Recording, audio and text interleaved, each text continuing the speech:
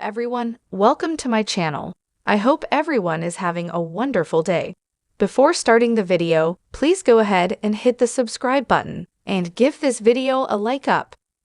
Audra joins Tucker at the club bar, and he needles her about loverboy Kyle. Audra says he can see through Tucker's scheme. He knows he's setting him up to take a fall. Is Kyle right about you? He asks why she cares if Kyle takes the fall. Audra asks again if any of the plan he told Kyle was true. Tucker says, not a word, but he'll go back to Jack and tell him the whole story. Audra knows Kyle won't go through with it. Tucker says he was right then. He can't be trusted. Maybe this was the test. He thinks Audra has let this kid get under her skin. Audra has to wonder if he has the same fate planned for her. Tucker warns her not to let Kyle come between them. His future is with his family, and yours is with me. At society, Kyle tells Diane that he managed to find out more about Tucker's plan. Diane worries it's too soon and McCall is onto Kyle, but her son is convinced it's legit.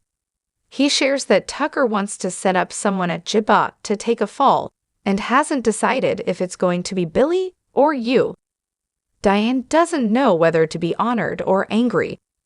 Kyle explains that Tucker wants him to steal a new product formula for Glissade.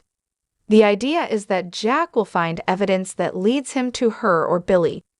Kyle's not convinced that they're actually the target. I think he's going to pin it on me. Diane decides it's time to tell Jack everything. Billy finds Jack sorting through mail at the Abbott mansion and tells him, this isn't going to be easy to say. I'm leaving Jibot. Jack reminds him he fought tooth and nail for this job. I won't let this happen. Billy thinks he knows as well as he does that there's somewhere else he should be. He kept him around to make sure he doesn't screw up. Jack argues that he doesn't give out high-level positions out of pity. Billy says being at Jibot isn't good for him, especially with this battle against Tucker. Jack realizes it's too much like a gambler's high. He's worked too hard to get his life back. Billy says, I hope you can understand. Jack says he'd be absolutely tone-deaf and selfish if he didn't. He has one question. What changes if he goes to Chancellor? Billy replies, you. Jack asks how he's the reason. Billy says, I always wanted to be you. I always wanted to win. He always had a nagging feeling that he won't impress him or live up to that standard. It's similar to wanting to take down the house. I wanted to prove I could top you. Going to Chancellor takes the pressure off, and he gets to work with his mother and chance now that he's leaving the force. He gets to be the head honcho, the Jack, to all of the younger ones there. Jack asks, is that really how you see our relationship? At the ranch, Nikki is standing and staring at the vodka when Victoria calls out. She enters the room, followed by Cole. Nikki worries about what they must be going through waiting for the DNA test results. Cole says they'll hear back today. Michael appears, just back from Oregon, and wants to give them an update. It's best you hear this face to face. Victoria asks if Claire will be released. Michael explains that he convinced Claire to plead guilty by reason of insanity, and he asked that she be remanded to a medical facility as opposed to prison.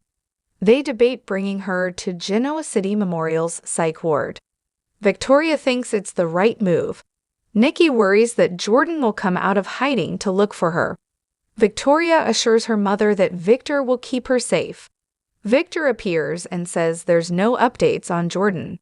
He says it's fishy how she left her things to be discovered in the motel room. Michael steps out to take a call from the courthouse. Victor sits by Nikki and asks, my baby, what's wrong?